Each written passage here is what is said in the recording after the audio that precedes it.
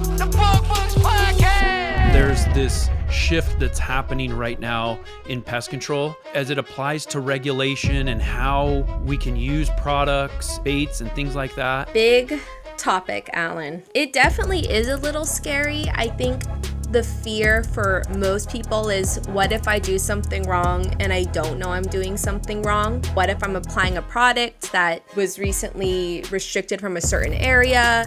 And especially with places like California and their new regulations, there's a lot of fines associated with misapplying products or selling products to the wrong person. States are flipping very quickly. I would say almost overnight, where they're talking kind of hush-hush about imposing restrictions, and then boom, they enact them. And all the pest control professionals now need to jump into action to make sure they're not breaking the law. What happens if me as a PCO, I have an inventory of them? Is this like a, hey, we return it, or am I just out that amount of money? Hey everyone, welcome back to the Bug Bux Podcast. I'm your host, Allan Draper, here with another awesome episode. You know that when we design these episodes, we do it with you in mind. I know you're busy. You're in your office, or maybe you're on your way to a service area helping a technician, or maybe you're doing services yourself. Whatever the case is, this podcast is designed to help you build your pest control companies, and this episode is going to be no different. I need you to do me a favor. I need you to go to Facebook, not if you're driving. When you get back to your office or your home, or you get stopped along the side of the road, go to Facebook and look us up, Bug Bux, B-U-G-B-U-X, B-U-G-B-U-X. Make sure to join our group. We're 5,200 PCOs strong in there. And just lots of resources in that group. Also, check out Bug Bux Plus. It's an online membership, tons of courses on there, and we have special deals with vendors. And we're actually going to be talking with one of them today. So make sure to check that out, and you will not be disappointed.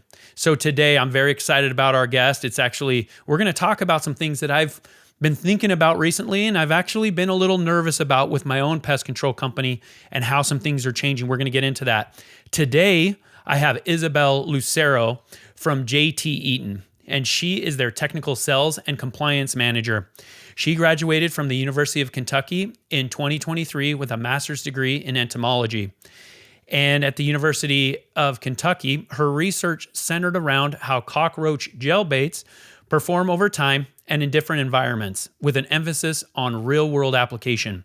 In her current position, Isabelle continues her goal of helping to improve human health and safety through sustainable pest management.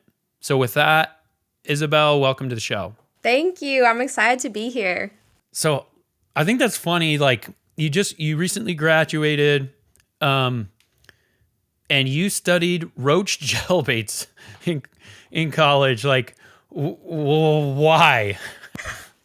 Well, I always wanted to work with insects. That's always been something I've been interested in. And when you look for an advanced degree, you look for something that you are really passionate about and you enjoy, but also something that will make money. Because, you can't just live in school forever. Sometimes we wish we can. But they have to kick you out, or you kick yourself out when you run out of money. It just depends. So I went into urban pests, and cockroaches are one of the largest urban pests.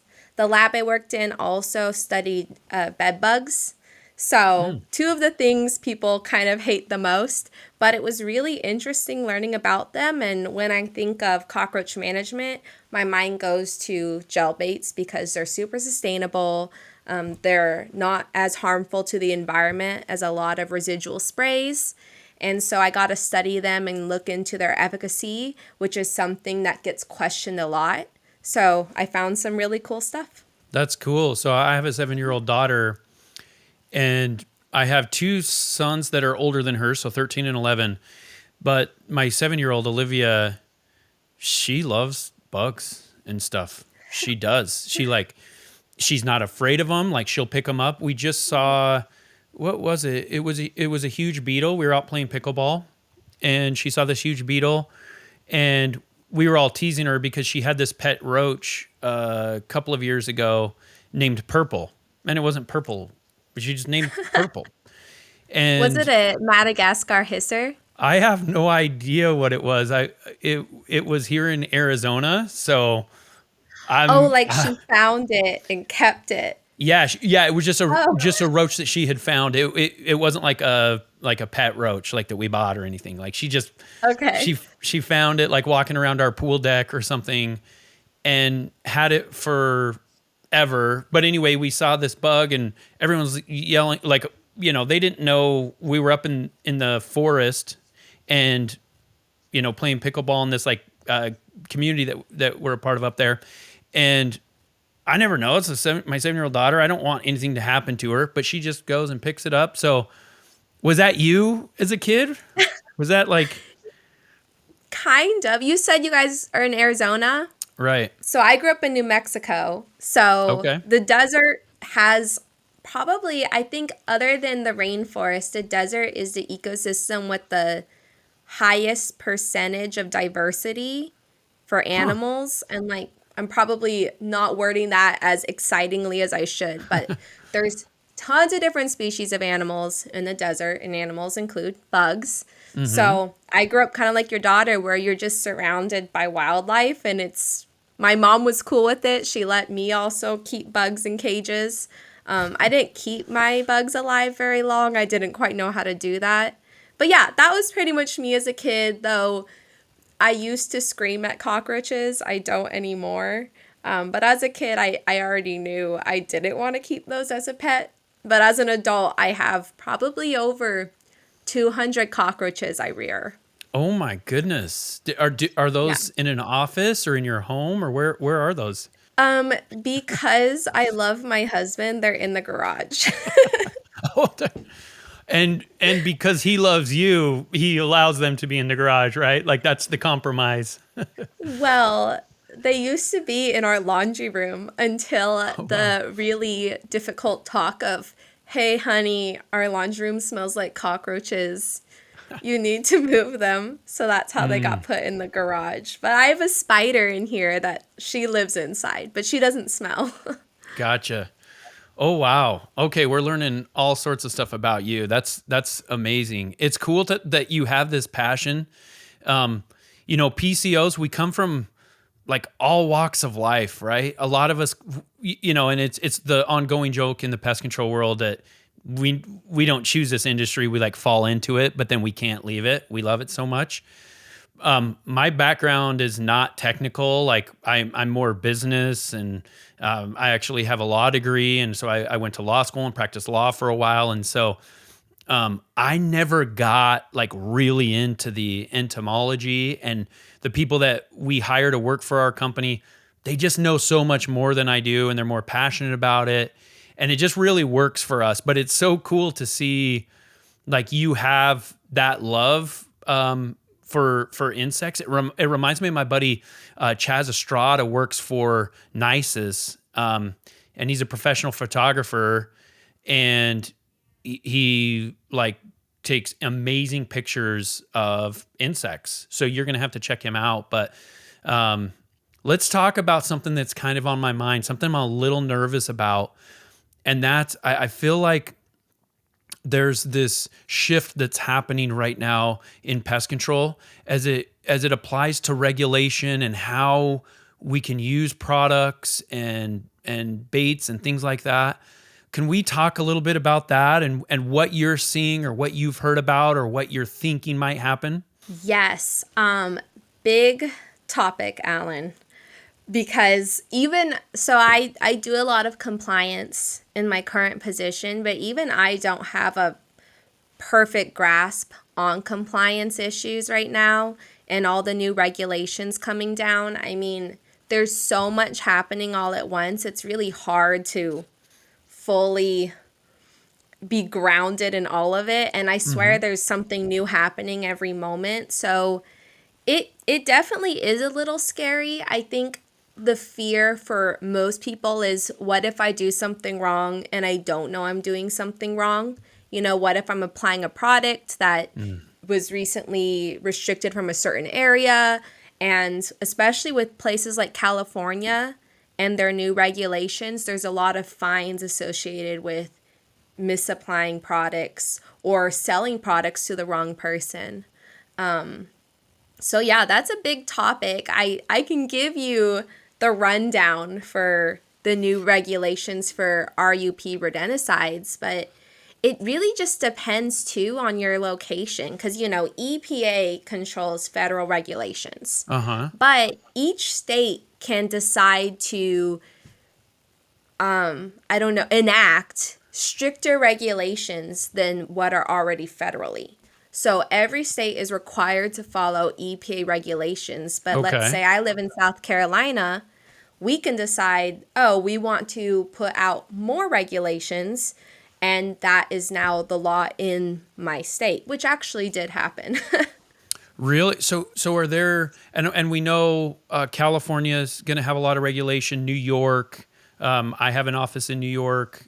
So there's some of those. Are there any states where they're just like, nope, we're good with what the EPA says, and we're going to leave it at that? It's hard to say. So it really just depends on what the regulation is. So for restricted use pesticides, a lot of states, I'd say the majority of states haven't enacted larger restrictions than the federal restrictions. But whether or not it's going to remain that way is unclear. I would say it's very unlikely. So what we're seeing right now, especially with rodenticide actives, is states are flipping very quickly. I would say almost overnight, where they're talking kind of hush-hush about imposing restrictions, and then boom, they enact them. And that's not every state, but we're seeing that a lot, where all of a sudden a state pops up and they're like, guess what? This pesticide's now RUP, and all the pest control professionals now need to jump into action to make sure they're not breaking the law. When they do that, and I know I'm asking you some really hard questions, and we're talking about a very large geographical area, the entire United States. And so, for the PCO that's listening, this isn't Bible, okay? This isn't like you're going to go, do this for your state. Look, be responsible. Look up what your laws are. You probably have a contact at the Department of Ag in your state. You have lots of representatives.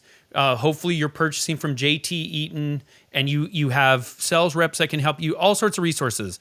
So this is more of a conversation about, hey, what are the things we should be looking out for and we should be planning for versus specific action. So I want to throw that disclaimer in there. But when a state does that, where they say, hey, we're talking about enacting some more onerous regulation, and then they actually enact it, generally speaking, does that enforcement come immediately, or do they say, hey, by in 6 months you have to start following this, or is that affecting products and our usage of them the day they enact them? Generally, they give you a period to adjust and, make sure you're not going to be breaking the law. So they give you a period. It's not immediate.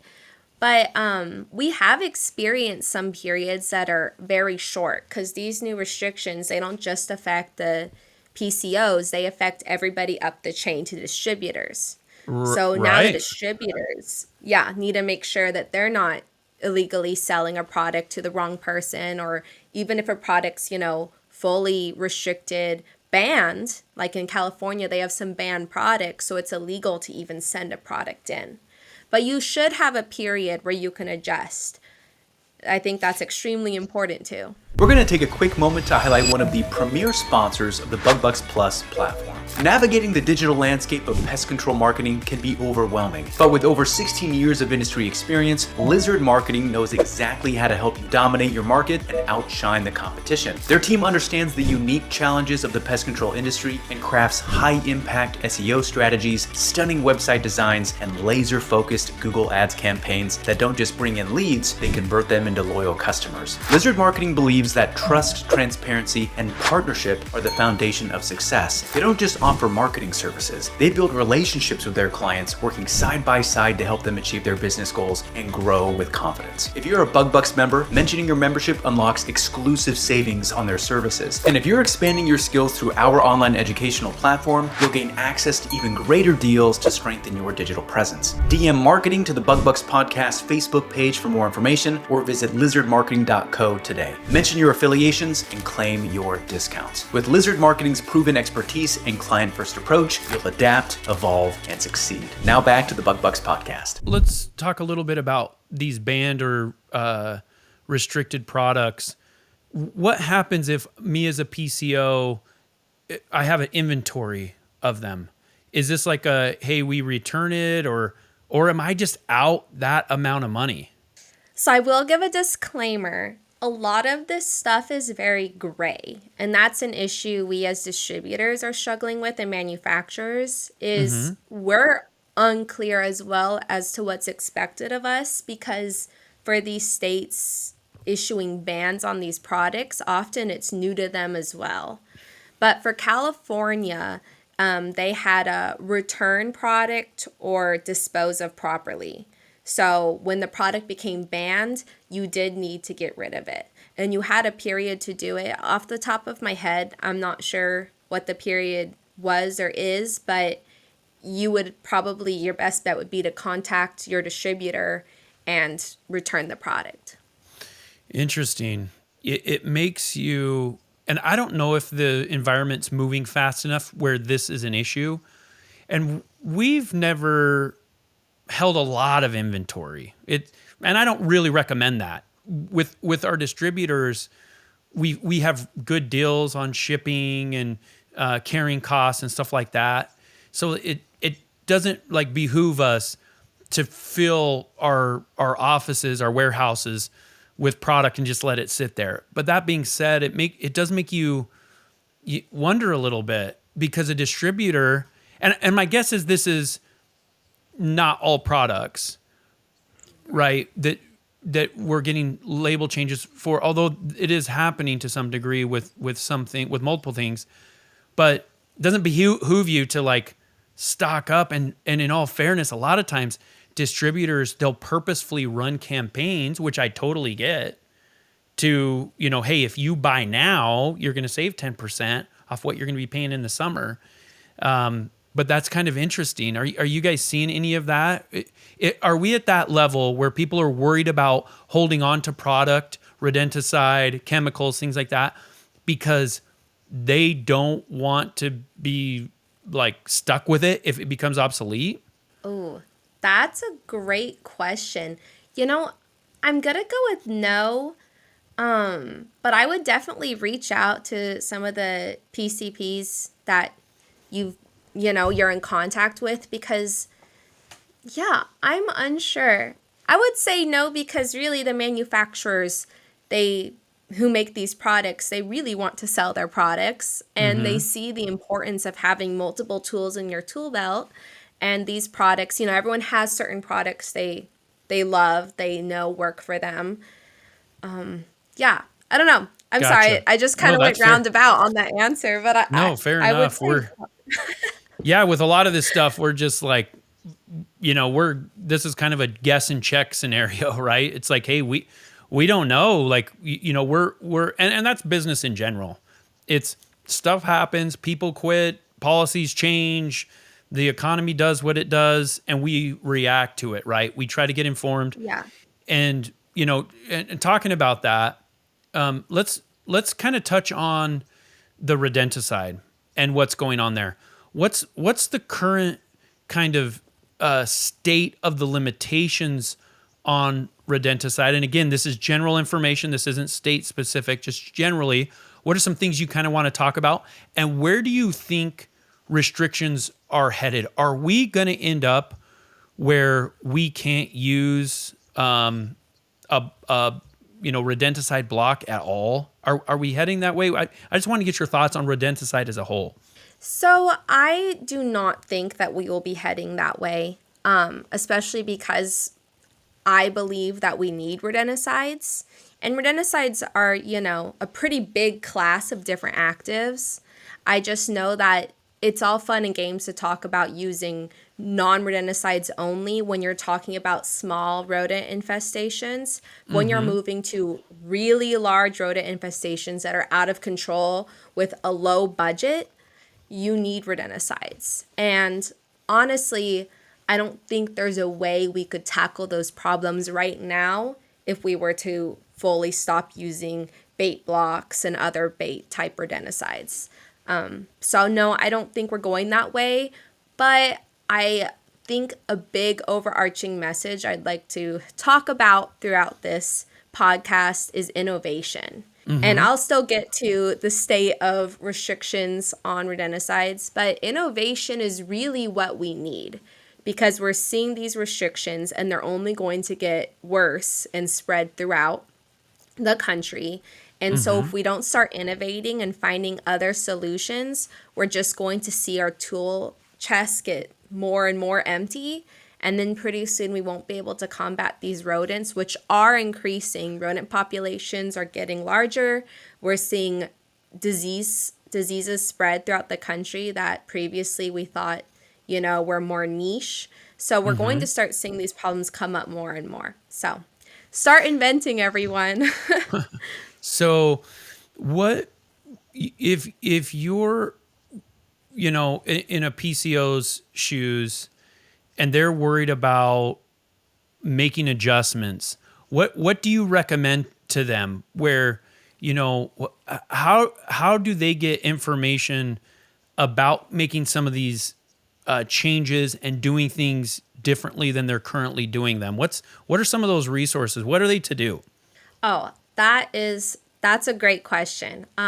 First, you can always reach out to manufacturers, distributors, and they'll send you to people who have had experience in the field or in labs. I talk to a lot of people about why they're not seeing success using one product and then what they could switch to. But a really big resource that is out there and I think underutilized is extension offices. Extension offices are pretty common, but you can always go to a large university and they have different extension offices that focus on different subjects. Like the university I got my master's degree from, we have a huge extension program in entomology and they can answer tons of questions. You don't really need to pay for information. So if you're not sure where to go and how to change your program, I would talk to one of those people. That's interesting. I've never actually done that. So you're saying that people can reach out to like local universities, these extension offices or whatever, and just ask them questions and they're willing to volunteer information to help somebody's business? Yes, for free. They will give you the information you need. Only charges start occurring when you send in samples you want analyzed, etc. But information is free and readily given. Even as a grad student, I would help sometimes answer questions. If I knew the answer to them and I didn't need to go to my PI, I would respond to emails, phone calls, whatever someone needed. Introducing ProShield Insulation, the latest in structural wood protection from Nisus. ProShield is a cellulose insulation and an EPA-registered pesticide that provides an additional line of defense against listed pests and improves energy efficiency while reducing noise. With ProShield, homeowners get advanced protection and peace of mind, all installed by licensed PMPs. Plus, it's made in the USA with 100% recycled cellulose and up to 50% renewable energy. It's a smart choice for your business, your customers, and the planet. One thing that scares me, and I don't know if we're headed this direction yet, and this is just conjecture, but years ago I was reading about the banking industry. I don't know why, but I found out that the biggest proponents of bank regulation are banks. And I was so confused. I was like, why are they doing this? And it's because if you're a really large bank, like Chase, Bank of America, Wells Fargo, Citibank of the world, you can put pressure on smaller companies through increased regulation. Scary, right? And so I've had this thought occur to me recently where it's like, if I'm a $1 billion pest control company or hundreds and hundreds and hundreds of millions, I'm going to, think about having increased regulation just because it's going to be easier for me and my systems to adapt to that than the smaller guy. Do you have any thoughts about that? Have you heard anything about who's kind of proposing the increased regulation and the stricter controls on these products? Or are you thinking this is merely, these are people, they're solely focused on the environment, making sure people are taking care of those types of things? That is a good theory, but I do think it's the second. Okay. I mean, EPA does often influence state decisions. So, and I didn't really answer your earlier question either about the state of rodenticide restrictions and regulations. So, right now, EPA does not list anticoagulant rodenticides as RUP.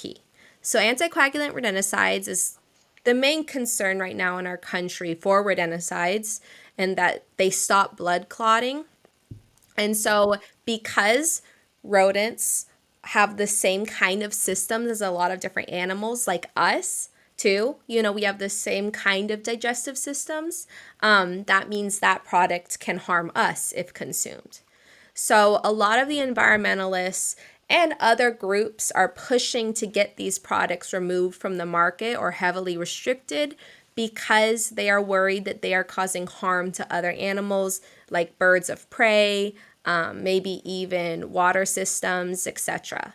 So I think the pressure for a lot of these new restrictions to be put on more products than just rodenticides, other pesticides as well, comes from outside, from concerns about nature and health. But I think it gets really tricky because as pest control professionals, we all also care about people. We care about the environment. No one wants to hurt anyone. I don't want my family or friends to get hurt. But the issue comes when these pests that do pose real dangers to humans get out of control and we no longer are able to manage them. Then all of a sudden we're seeing diseases, we're seeing damage, we're seeing viruses being spread. It gets very dangerous. So it's walking this line between we do care about the environment and we don't want products to harm non-target species, but we also care about people and we don't want pests to cause harm to their health. So you're kind of on this scale trying to figure out what the best path forward is. And right now it's a little murky because we're trying to keep these products so we can perform good pest control. So the pressure is definitely external. Yeah, and I think with most things, it's good to have opposing forces, right? Because then you can kind of get, because of my background, I think arguments are really helpful. Not like where it's contentious, but where we're arguing two sides to get to the truth, right? And so it's not necessarily that I have a problem with. It's when it gets just above and beyond. So it's nice to have those controls in place. What are there states that ban anticoagulants? Banning and restricting are two very different things. So California does ban anticoagulants, which so you means cannot use them. You cannot use them in California as a PCO. And there's all these exceptions that have to do with like government emergencies, etc. But no, California, it's a ban. But in other states, they're restricted, which means if you have a license to apply, you can still use the rodenticide. So it's different, but it still limits the availability of those products in those states. So what does it mean to limit? Are they limiting the amount? Are they requiring a higher license? Are they, I know some companies, they have to test first, right? They'll use test blocks and then make sure that it's actually being consumed by the target pest. And then only after that, they can use the anticoagulant rodenticide. What are we talking about when we're talking about limited use? Limited use, when it comes to just restricted use pesticides, you have to have a license to purchase and apply it, or you have to be working under the direct supervision of someone with a license to apply it. So they need to be within a certain distance from you. You can't just be in their company. So really all that means is you can't sell it to anyone who wants it. You have to sell it to someone with a license, which makes a lot of sense. But there are some other areas, some other states that are trying to impose stricter restrictions that have to do with where you can apply. Like you can't apply in outdoor public spaces, or you can't apply in residential areas. There's a lot of little details that are very specific to your area. So it kind of goes back to what you were saying earlier about how it's important that we are good stewards and we reach out and kind of learn about our own states and cities so that we can be well versed on the rules that apply to us. I love it. No, that's great conversation about what the current state is, kind of where we're headed. We want to make sure that we're on top of it. And as PCOs, we want to make sure that we're starting to build systems where we can adjust.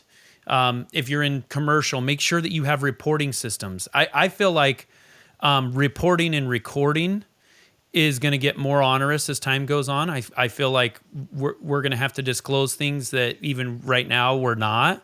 And so make sure that you have those in place. As we're wrapping up here, I want to hear about JT Eaton. I want to hear about what you're excited about that's going on there, anything new.